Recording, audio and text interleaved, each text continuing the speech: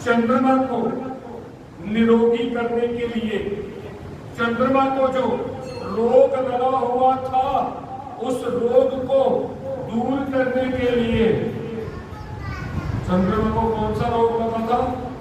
क्षय रोग।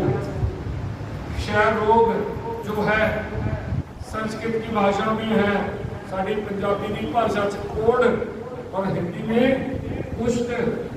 इसमें क्या होता है? इस रोग में धीरे धीरे जो हमारे शरीर के अंग प्रत्यंग हैं वो गल के गिरना शुरू होते हैं। आज नारद जी के कहने पर 10 करोड़ महामृत्युंजय का जप किया गया और उस जप के प्रभाव से जो भोलेनाथ थे, भोलेनाथ प्रकट हुए और भोलेनाथ ने वरदान दिया कि ऐ चंद्रमा, जो तुझे शाप दिया हुआ है वो तो वापस नहीं हो सकता, लेकिन हाँ एक काम हो सकता है कि 15 दिन जो है आपको ये रोग लगेगा और उससे जो आपका शरीर है वो काला होता चला जाएगा। जिनको हम, जब ये चंद्रमा पूरा काला होता है तो हम उसे क्या कहते हैं? अमावस्या। जो वो 15 दिन है वो धीरे धीरे चंद्रमा को ग्रसते चले जाते हैं और उसके बाद जो अगले 15 दिन आते हैं उन 15 दिनों में जो चंद्रमा का वो शरीर जैसे जैसे काला हुआ है वैसे वैसे ही चमकदार होता चला जाता है और वो दिन क्या कहलाता है? पूर्णिमा। 15 दिन के बाद अमावस्या और 15 दिन के बाद पूर्णिमा। आज चंद्रमा को ये वरदान दिया शंकर भगवान ने कि आपको 15 दिन रोग लगेगा और 15 दिन रोग हटेगा। और इसी वरदान के साथ चंद्रमा को स्थान दिया भोलेनाथ ने कहा अपनी जटाओं के ऊपर। आज वही चंद्रमा भोलेनाथ के सर के ऊपर विराज रहा है और आज भी पूर्णिमा है। आज क्या है? कार्तिक पूर्णिमा। पक्का? मैं कह रहा कार्तिक पूर्णिमा।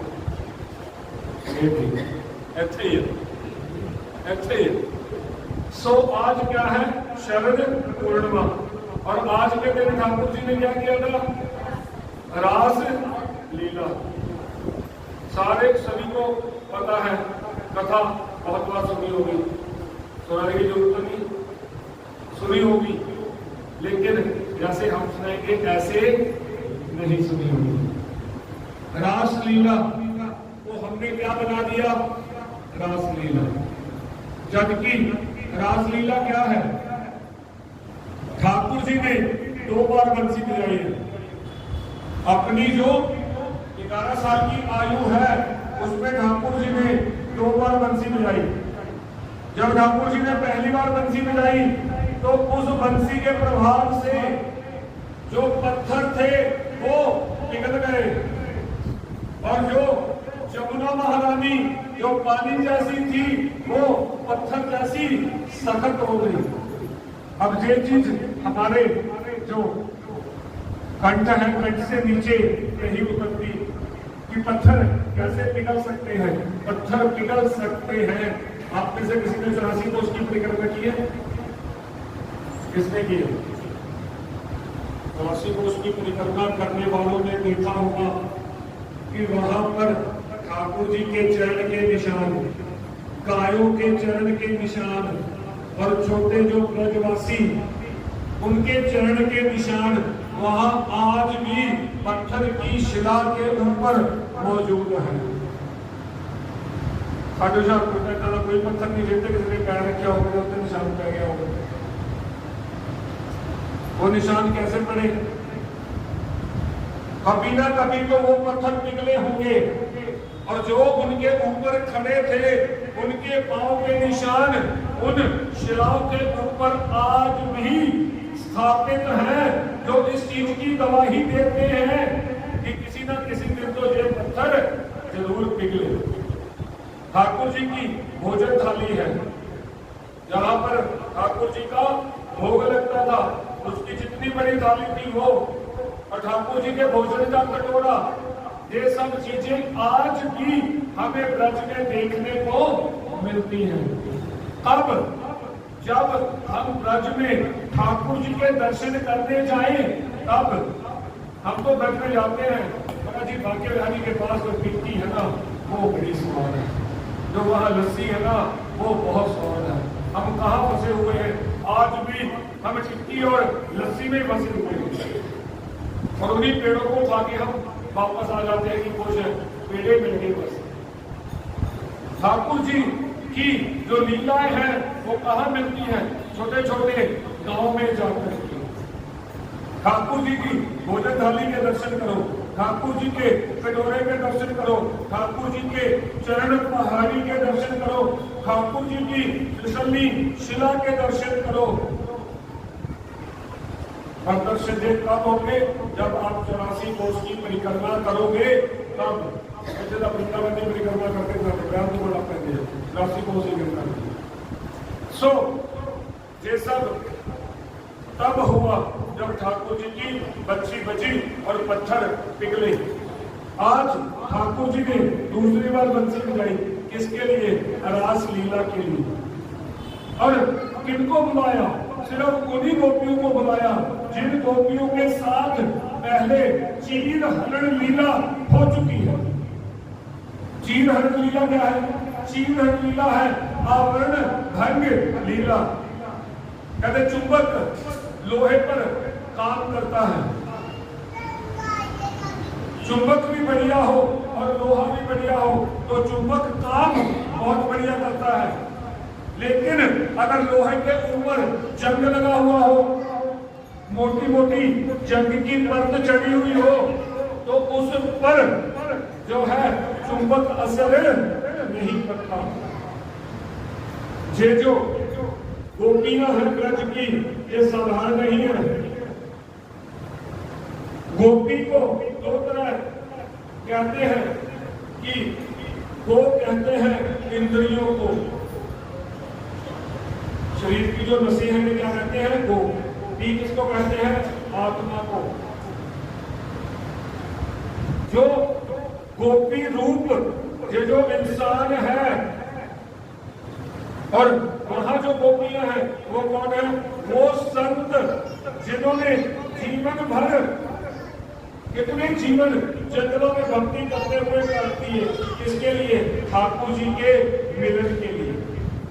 कहते हैं कि जब राम जी का विवाह सीता जी के साथ हुआ तो सीता जी की जितनी सखियां थी वो सभी यही चाहती थी कि हमें पति मिले तो राम जैसा मिले। ठाकुर जी ने कहा कि अभी तो मर्यादा का जीवन है, अभी तो एक पत्नी का ही व्रत है, लेकिन हाँ, अब जो द्वापर आएगा, द्वापर में जब कृष्ण अवतार होगा तो उसमें आप सबके मन की इच्छा जो है वो पूरी की जाएगी। आज वो जो आत्मा इतने सालों से भगवान का भजन कर रही थी, अब उन सबका ठाकुर जी के साथ मिलन होना था। कहते हैं कि जैसे ही ठाकुर जी ने बंसी बजाई तो जो गोपी जिस पोजीशन में थी उसी में चल दी। एक जो थी रसोई बना रही थी, उसने कड़छी उठाई और ऐसे चली गई ठाकुर जी के पास। और एक जो थी खाना देने लगी थी पति को, उसने क्या किया? जो पति का खाना था वो गाय के आगे रख दिया, और जो गाय का भूसा था वो पति के आगे रख दिया। और एक कपड़े पहन रही थी, वो उल्टे पुल्टे कपड़े पहन करके जो थी पहुंच गई ठाकुर जी के पास। और एक गोपी जो थी उसने जाने का प्रयास किया तो उसके पति को लगा कि इसकी भागने की प्लानिंग है। उसने क्या किया? उसको पकड़ा और कमरे में बंद कर दिया। वो गोपी जैसे ही कमरे में बंद हुई, वो कहती है कि कैसा है ये औरत का शरीर। जब बचपन में सबसे पहले बाप की अधीनगी, बाप की अधीनगी से थोड़ी छुट्टी मिली तो भाई की अधीनगी, क्योंकि भाई के साथ ही स्कूल आना जाना होगा, तो जैसे भाई कहेगा वैसे रहना पड़ेगा। अब थोड़ी वहां से छुट्टी मिली तो किसकी अधीनता? पति की अधीनता शुरू हो गई। तो जिथे ही लेके जाओगे उत्थे ही जाओगे, दूसरी जगह नहीं जाओगे। वहां से थोड़ा आगे बढ़े तो घर में बेटा हो गया। अब जहां जाना है बेटे को साथ लेकर के जाओ और बेटे को साथ लेकर के आओ। कहती है ये कैसा है औरत का शरीर कि सारा जीवन जो है वो अधीनगी में ही निकल जाता है। उसने क्या किया? अपने शरीर बज्र आसन में बैठी और अपने शरीर में से अग्नि निकाली और अपने शरीर को स्वाहा कर दिया। क्यों?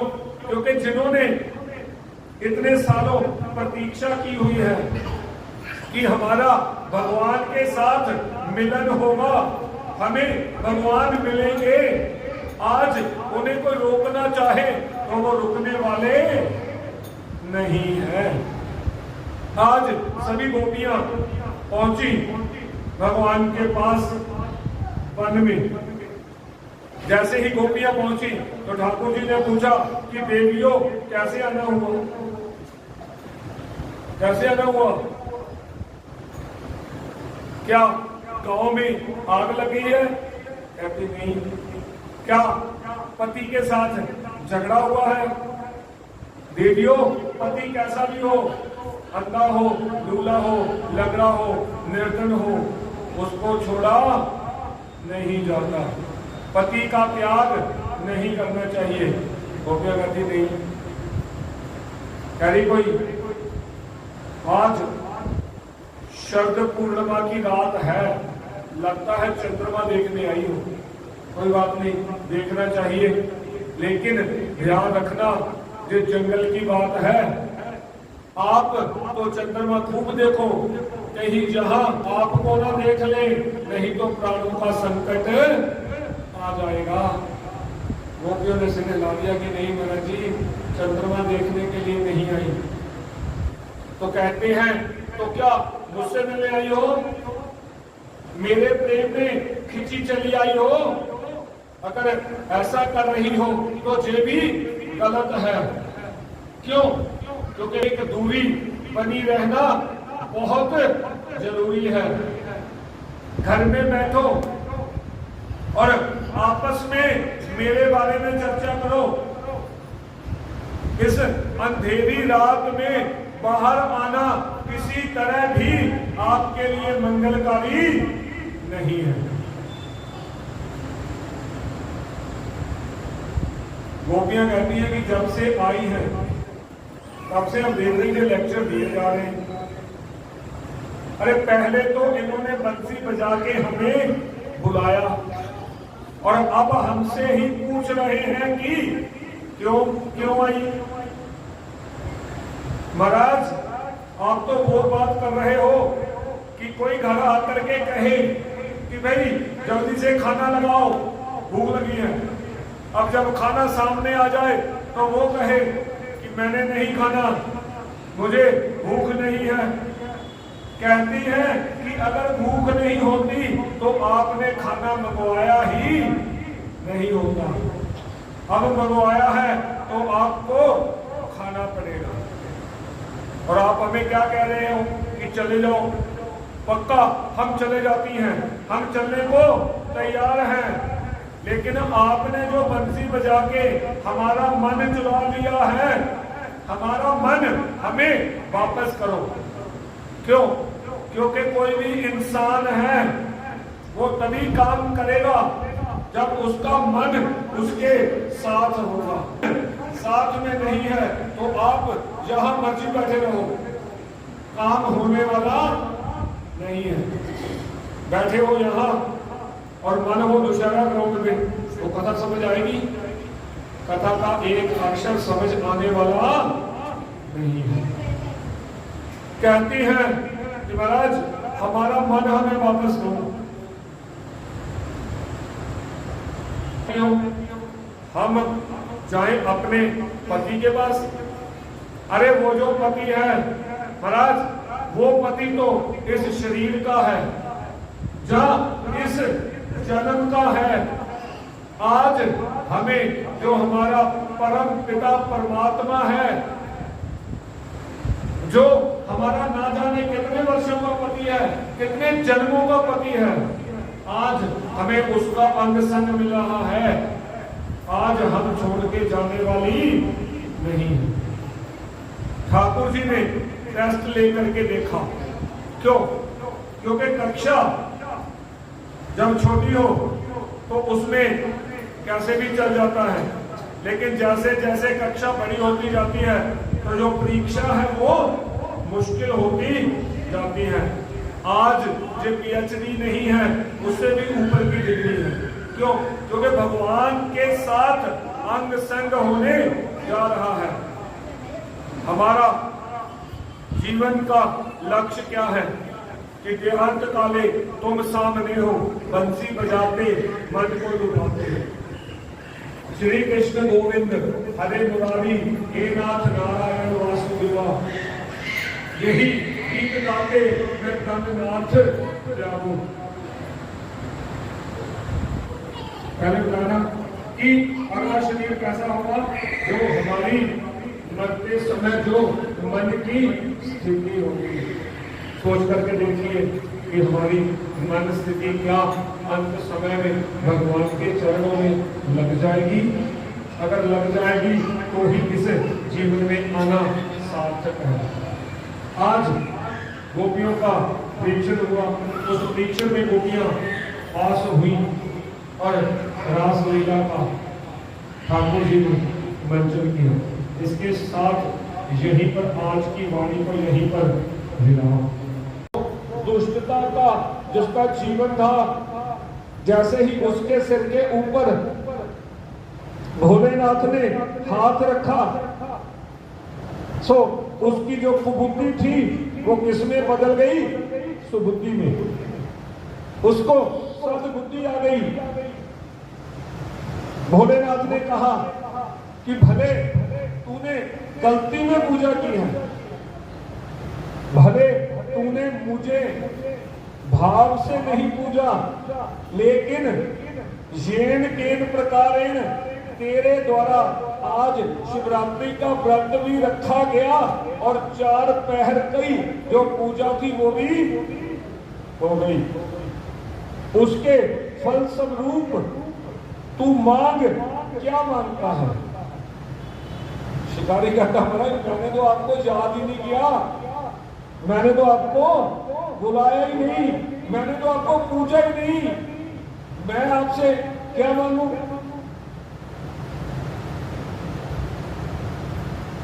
शिकारी कहता है महाराज मुझे आप कुछ दो या मत दो, मेरे से पहले ये जो 7 लोग हैं इनको आप जरूर कुछ दो, क्योंकि आज इनके कारण ही आप मेरे सामने खड़े हैं। शंकर भोलेनाथ ने उन 7 को आशीर्वाद दिया और कहा कि भले आपका जीवन, आपके जीवन की लीला भले इनके तीर से खत्म नहीं हुई, लेकिन मेरे आशीर्वाद से आपको ये शरीर अब छोड़ना पड़ेगा। इस शरीर को छोड़ करके आप क्या बनोगे? आप 7 लोग आकाश में जो हम सप्तऋषि देखते हैं वो 7 वो बने। और मेरे वरदान से ही आप इस जन्म में, सतयुग में तो आप इसमें हो, लेकिन त्रेता में आप सप्त ऋषि बनोगे। वो ही जो ऊपर हम आकाश में देखते हैं ना, उत्तर दिशा में स्थापित रहती है, क्या कहते हैं उसे? सप्त ऋषि। 7 तारे एक दूसरे के आसपास में स्थापित रहते हैं, जिनसे बिल्कुल एक डायरेक्शन में क्या होता है? ध्रुव तारा। ध्रुव तारा सप्तऋषि से थोड़ा दूर है। आज ये 7 लोग क्या बने? उस तारा मंडल में, पुराने जमाने में जब लोगों के पास घड़ियां नहीं होती थी तो उसी सप्तऋषि को देख करके दिशा का अंदाजा लिया जाता था कि हम कौन सी दिशा में जा रहे हैं। अब दिशा सूचित नहीं थी। और उस जो शिकारी था उसे आशीर्वाद दिया कि आने वाले जो त्रेता है, त्रेता में श्री राम भगवान आएंगे और तू जो है अगले जन्म में भी निषाद ही बनेगा और तेरा राज्य होगा, जिस राज्य का नाम होगा श्रृंगवेरपुर। जब रामचंद्र पार गए थे तो उनको मिला था ना निषाद राज गुह। जो निषाद राज गुह था वो यही था जो इस जन्म में शिकारी था। अगले जन्म में ये बना निषाद राज गुह, जो श्रृंगवेरपुर का राजा था। और ये नहीं गया, राम भगवान इसके यहाँ खुद चल करके आए। वो राम भगवान की जय। और भगवान ने उस शिवलिंग को बागेश्वर शिव का नाम दिया। उस शिवलिंग का नाम क्या रखा? बागेश्वर। और उसे आशीर्वाद दिया कि जो भी इंसान आपकी शिवरात्रि वाले दिन आप पर जल चढ़ाएगा उसकी बड़ी सहजता से मुक्ति हो जाएगी। आइए एक भजन सुनो, उसके बाद आगे चलते हैं।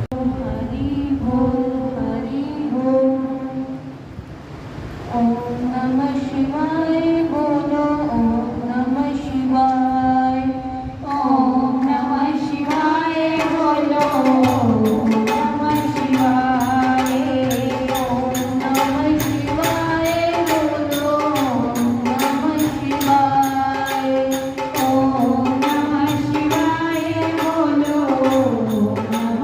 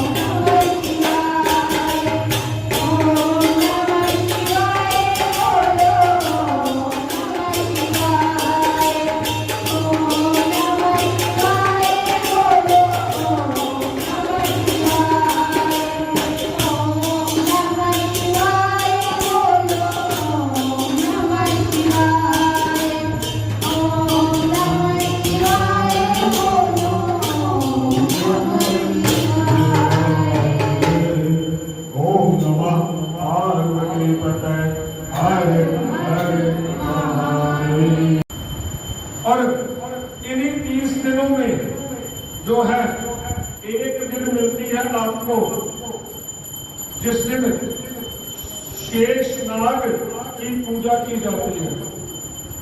शिवरात्रि में एक दिन आता है ना, इसका नाग पंचमी का, उस दिन नाग की पूजा की जाती है। वो कैसे हुई उसकी कथा कहते हैं कि एक बार जो शेष नाग है जिन्होंने इस धरती को धारण कर रखा है, उनका बेटा था जिसका नाम था महाबल। और जो महाबल था उसका रंग जो था एकदम सुनहरी था, चमकदार उसका रंग था। महाबल घूमता घूमता नागलोक से निकला और कैलाश पर्वत पर पहुंच गया। जैसे ही कैलाश पर्वत पर पहुंचा तो इसने क्या देखा कि शंकर भगवान और पार्वती मैया दोनों बैठे आपस में हंसी मजाक कर रहे हैं। और उन्हीं के पास जो था ये पहुंच गया। पार्वती मैया जो है ये काली का अवतार है, इसलिए जो इनका रंग है वो थोड़ा काला है। अब पार्वती मैया ने जैसे इस स्वर्ण रंग के इस सर्प को देखा, इसे उठाया और अपनी बाजू में लपेट लिया। अब उनके श्याम वर्ण पे ये सुनहरा साफ ये चमकदार दिखाई दिया।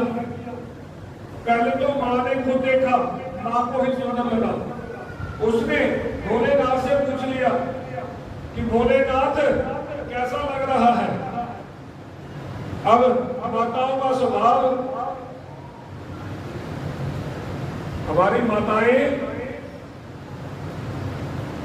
कल्ले आदमी को नहीं कहना, आदमी के सारे टप्पर को जो मर्जी कर लेना, कोई दिक्कत नहीं। थोड़ा जिहा भी किसी आदमी ने किसी सौरे को कुछ कहता तो उनकी शामत आ गई। आज एक गलती शंकर भगवान ने कर ली। पार्वती मैया ने पूछा कि मेरे हाथ से कितना ना लगता। शंकर भगवान ने मजाक कहता कि ऐसा लगना जिदा काले बदला दे विच बिजली चमकदी होवे। बोल वृंदावन बिहारी लाल की जय। और काले रंग की जनानी ने कोई काली कह दे कहता ते दिशा बताई आई काका तू किथे जाऊं। पार्वती मैया को क्रोध आ गया। शंकर भगवान और इस महाबल ने दोनों ने हंसना शुरू कर दिया। लड़ाई हुई हुए पति पत्नी की, गुस्सा आया हुए साडी मां नूं और डैडी को तो कुछ कह नहीं सकती। तेनों बड़ा टाइम से मिला, मैं रोटी खान पहुंच गया। शाम को कहती होनी है कहना रोटी खान पहुंचा होती। भगवान को तो कुछ बोल नहीं सकती थी।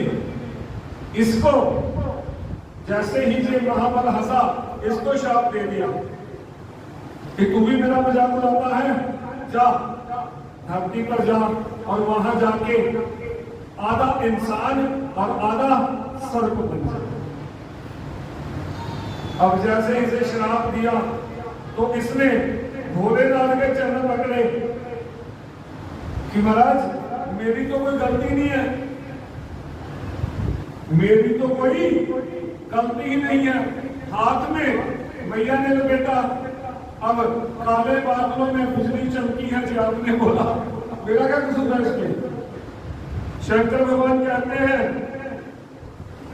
कि बेटा अब पार्वती का दिया हुआ शाप तो वापस नहीं हो सकता, लेकिन हाँ इतना जरूर हो सकता है कि ये शाप तेरे ऊपर सिर्फ 16 वर्ष तक ही काम करेगा। तेरा जन्म धरती पर होगा और किसी छोटे मोटे परिवार में नहीं, किसी राज परिवार में होगा और उस राजा के द्वारा किसी राजकन्या के साथ तेरा विवाह करवा दिया जाएगा और फिर उसी कन्या के तप के प्रभाव से आपका जो शरीर है ये ठीक हो जाएगा। बोले शंकर भगवान की जय। इससे क्या हुआ, थोड़ा भरोसा हुआ। धरती पर इनका जन्म हुआ कहां, राजा चंद्र सेन के घर में। राजा के यहाँ कोई औलाद नहीं थी। रानी ने बड़ी तपस्या की, बड़े जप और तप किए। बहुत जप तप के बाद जो था घर में बच्चे का जन्म हुआ। जैसे ही उस बच्चे का जन्म हुआ तो उस बच्चे का जो शरीर था वो आधा इंसान का और आधा सर्प का। अब अस्पताल की व्यवस्था तो थी नहीं तब, इसकी व्यवस्था थी घर में ही दाई की। दाई ने जाके राजा से कहा कि महाराज आपके यहाँ पैदा तो पुत्र रत्न हुआ है, लेकिन एक मुश्किल है। राजा कहता क्या? कहते हैं आधा जो शरीर है उसका कमर से ऊपर का भाग जो है वो तो इंसान का है, लेकिन जो कमर के नीचे का भाग है वो किसका है? सर्प। राजा ने कहा कि आप ये बात बाहर किसी से भी मत कहना। और पंडितों को बुलाया गया। पंडितों ने देखा उसका हिसाब किताब और बताया कि राजा ये जो इस पर दशा आई है ये 16 साल के लिए आई है। 16 साल तक इसका जो शरीर है ये ऐसा ही रहेगा और 16वें साल में इसकी शादी होगी। और जब इसकी शादी होगी, उस शादी में जो लड़की आएगी वो भोलेनाथ की पूजा करेगी और उस भोलेनाथ की श्रावण महीने में की हुई पूजा के प्रभाव से जो है इसका शरीर स्वस्थ हो जाएगा। अब करते करते जो था 16 वर्ष का समय जो था उसको पार किया गया। जब 16 वर्ष पार हो गए तो ये राजा विजयराज नामक बंगाल के राजा के पास गया और उसे जाकर के कहा कि मेरा एक बेटा है, आज तक मैंने उसका राज नहीं खोला, लेकिन उसकी ये मुश्किल है कि उसका जो ऊपर का हिस्सा है वो तो इंसान का है, लेकिन जो कमर के नीचे का हिस्सा है वो किसका है? सरप का। मैं अपने उस बेटे की शादी करना चाहता हूं। अगर आपकी नजर में कोई लड़की हो तो बताओ। ये राजा कहता है कि अगर मैं किसी और की शादी करूंगा तो वो क्या कहेंगे कि राजा ने हमारे ऊपर अत्याचार कर दिया, हम गरीब थे, हम इनके अधीन थे, इन्होंने इसलिए ये किया। उस राजा की अपनी बेटी थी जिसका नाम था सौभाग्यवती। राजा ने अपनी ही बेटी की शादी उसके साथ करनी तय कर दी। राजा ने कहा कि आपने शादी के लिए तो हाँ कर दी है, लेकिन मेरा जो बेटा है वो दूल्हे के रूप में आपके यहाँ नहीं आ सकता। जो राजा था उसने कहा कि कोई बात नहीं, आप अपने बेटे की कंगनी, मुकुट और तलवार ये चीजें भेज देना, मैं इन्हीं के साथ अपनी बेटी की शादी कर लूंगा। और बारात आई पूरी शानो शौकत के साथ, लौ लश्कर के साथ बारात आई, लेकिन ये दुनिया की पहली बारात थी कि बारात तो थी लेकिन इस बारात में दूल्हा नहीं था। दूल्हे के नाम पर वहां क्या थी? एक पगड़ी, एक मुकुट और एक तलवार, 3 चीजें। इन्हीं 3 चीजों के साथ जो सौभाग्यवती थी उसके पिता ने अपनी बेटी का कन्यादान उसके ससुर को दे दिया।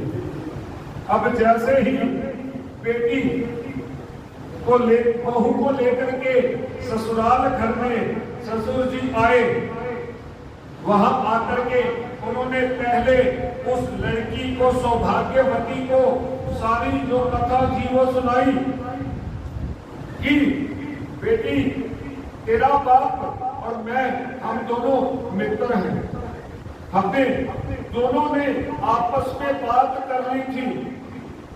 तेरे पिता को तो जैसा बातें पता थी लेकिन उन्होंने आपको नहीं बताई।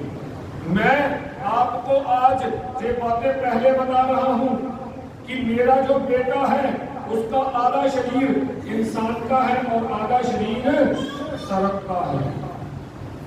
सौभाग्यवती बोली कि महाराज, हमारे यहाँ की ऐसी प्रथा है कि जो बेटी है जब उसकी शादी कर दी जाती है, वो भले अंधा हो, भले बहरा हो, भले गंजा हो, भले काना हो, जैसा भी हो, जिसके साथ भी एक बार शादी हो गई लड़की की, हमारे यहाँ से डोली जाती है और उसके बाद ससुराल घर से अर्थी उठती है। ये कल की बात है, आज की पुरानी हो गई। कहते जनानियों के अत्याचार लगा दुनिया को भोले